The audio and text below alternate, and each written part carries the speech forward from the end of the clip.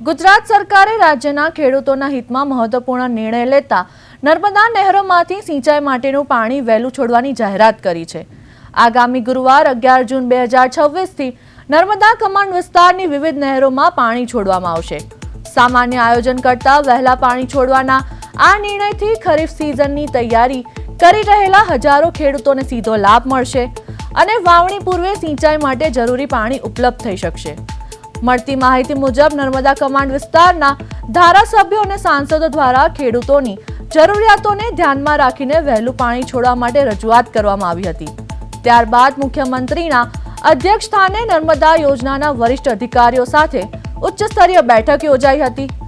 બેઠક દરમિયાન ઉપલબ્ધ પાણીના જથ્થા અને સિંચાઈની જરૂરિયાતોની વિગતવાર સમીક્ષા કરવામાં આવી હતી।